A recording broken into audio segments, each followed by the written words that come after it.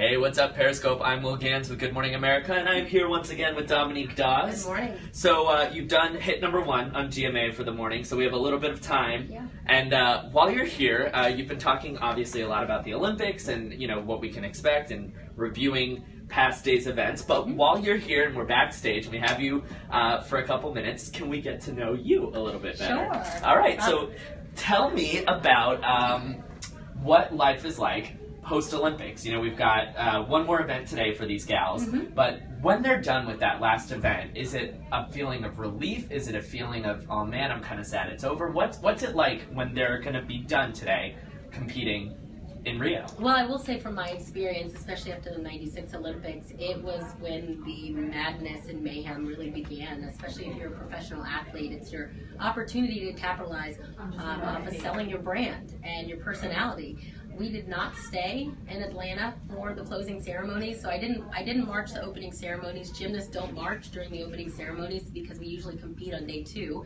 and your coaches don't want you out there in the heat and standing around and marching. So you miss out on that celebration, and then you even miss out on the closing ceremonies in that celebration, because usually you jet off, you do morning shows, you go out and do talk shows, you go out and sell your brand, and you sell yourself. And this is a very small window that these young girls have to really capitalize off of this opportunity. And so I'm sure we're going to see Simone, we're going to see Allie, we're going to see Lori, and maybe Gabby, as well as Madison, on a number of different shows coming up.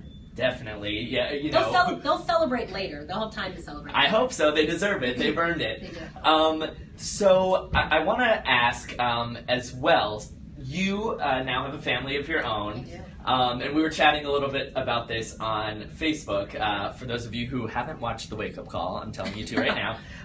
Tell me about your daughters and whether or not you think they might be following in your footsteps, and if you want them to follow in your footsteps. What's that like? Yeah, well, when I was interviewed nearly 20 years ago and 10 years ago and 15 years ago about if I had children, would I want them in the sport of gymnastics, and I right away said no.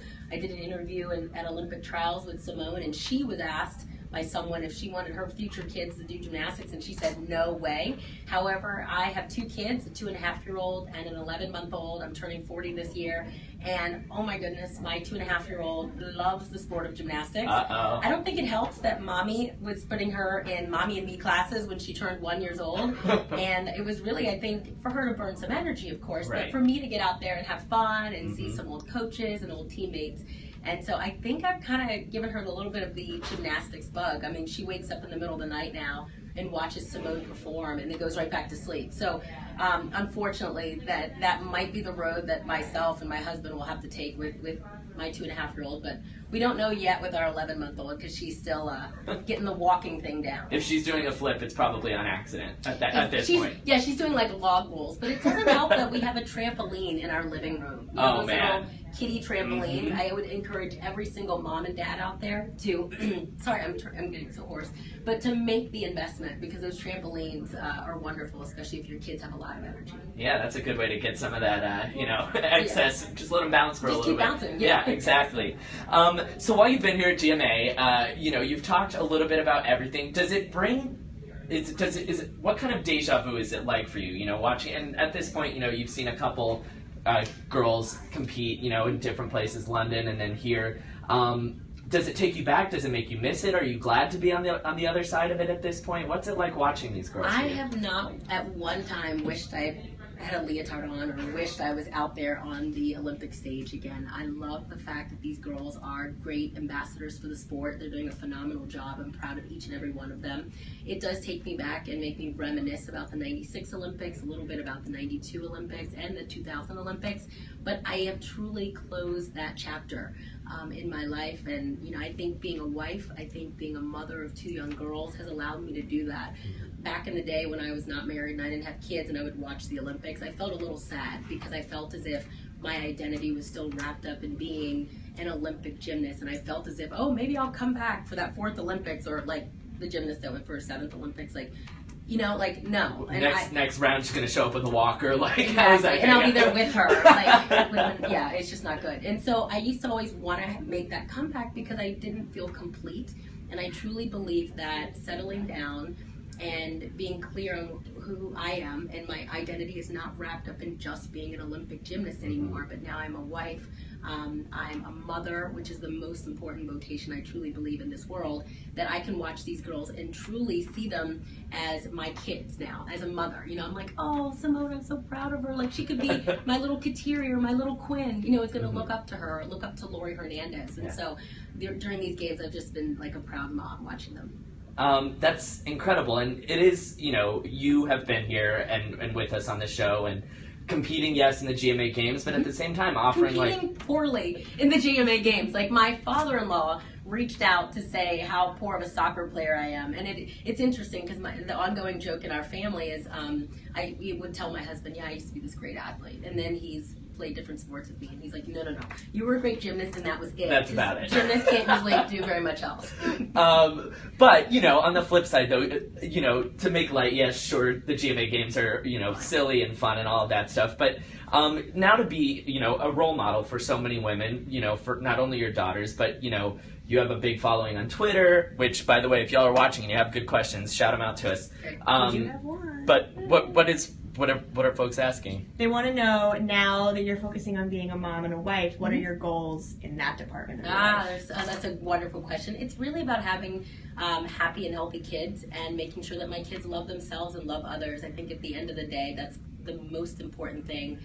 As a mom and as a spouse, my husband and I are striving for our two young girls to make sure that they, you know, look at themselves in the mirror, embrace and accept who they are, love themselves, and then want to share that love with others.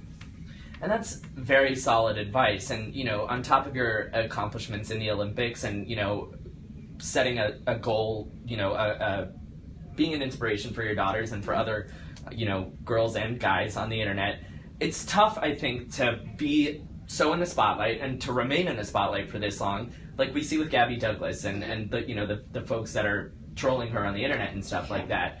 What would you say to her? I mean, is there advice you could offer her on how to balance, you know, a very public life and then, you know, try to stay sane on the inside? Number one, I first want to take you back 4 years ago when Gabby won. I was doing some work and I was asked to respond to her win in the all-around. And I got so emotional because I really thought back and was able to put myself in the shoes of young African-American girls that were probably cheering for her, looking up to her. And when she won, just knowing that she was planting seeds in young people to help them believe in their dreams and their goals, even if it wasn't in the sport of gymnastics, just looking and seeing Gabby win was going to help them propel themselves in whatever field that they were going to choose. And so, you know, what I would say to Gabby is be true to who you are, you know, and be happy and be appreciative and grateful. The fact that you have qualified to a second Olympic Games is rare, and to have an opportunity to win another Olympic gold medal. You led that team. You were one of, I mean, I really think that,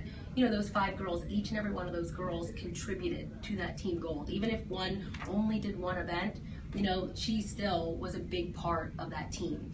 And so what I'd love to see from Gabby is just more happiness, more smiles. And, you know, throughout this year, you've seen that she's probably been going through something. It hasn't been revealed, which is great because I think it's important to leave your private life in private. Mm-hmm. You know, I think that's very important. And, you know, I would just hope that whatever she's dealing with, that she's able to work through it and, you know, learn to forgive or whatever it is that she needs to do so that we can truly see the Gabby that we know is under there. Because I think a lot of people just want to attack because they're like, oh, she looks like she's at a vulnerable point, and she is, you know, at a vulnerable point in her life, and a lot of people want to pounce on that so that you can fall off that pedestal. But the thing is, Gabby, she needs to recognize that, you know, people don't put you on the pedestal. Like, you are just who you are, and just be true to that. That's very solid advice. What have I done? Okay, here we go. Oh, wow. We have our GMA fishbowl, which we use a lot whenever we have, you know, folks that are joining us on Periscope or Facebook Live. And these are, I promise, easier questions. Okay. But if you pull one out that you don't want, just toss it. Yeah. We don't need to. You guys won't see that at all. No. Okay. And Hannah, if anyone has any more great questions, shout them out because, you know, we have a couple minutes. To whom do you turn to for advice? That's a wonderful question. I turn to my faith. You know, first, it's always leaning on God for guidance and praying and meditating and recognizing that I truly don't know always what's best for me, but if I learn to let go and let God lead me, I'll be where I should be. But then second, I would say it is my husband, who is my complete opposite. He's always funny. He's always lighthearted. He's extremely extroverted. I'm by nature a little bit more introverted, and he's very trusting. And so I do lean on him for advice, because I know sometimes I will get in my own way. And because I'm aware of that, I'll seek advice from him, and he'll give me the advice and then just laugh at me and kick me, and then it's wonderful. Yeah, and it works. It truly does work. Yeah, opposites attract. Exactly. Along It's not always fun. Opposites attract, but you have to humble yourself to then recognize that opposite can be good for you, and then he has to humble himself to recognize that opposite is good for him, because I'm by nature a very driven person, very focused, very type A, and he by nature is just fun-loving, looks for reasons to laugh and see the lightheartedness in life. But when we come to like a middle ground, it's the most perfect marriage there is. It's great. Yeah. Yeah, along those same lines, our viewers want to know who inspired you as a young woman. Who inspired me? My coach, Kelly Hill. She was my first and only head coach throughout my career. I met her when I was 6 years old, when I first stepped in the gymnastics gym. Oh my gosh. And retired at nearly 24, and she was there for me. And, the relationship is coach and gymnast, is very much like a parent-child relationship, which means she was never my friend.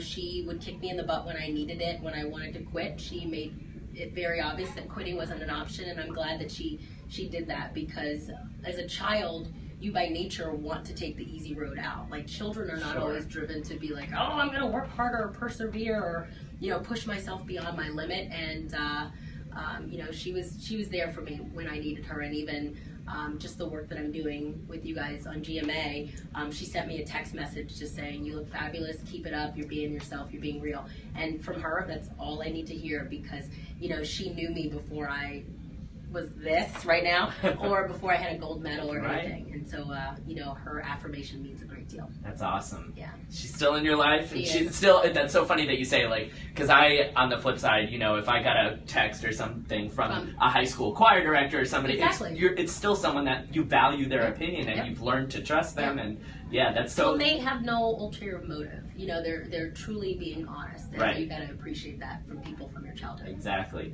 All right, we'll do one more of these. I know you've got actual TV to do. Periscope, we love you, but I have to judge Jesse and Ginger, so it's gonna be fun. Yeah, that's what I'm doing. Good. What role do you play in your squad? Like in your group of friends, are you like the leader of the pack? Are you the funny one? Are you the The one putting everything on Snapchat? Yeah, the I'm chill 40 one. this year. No, I'm like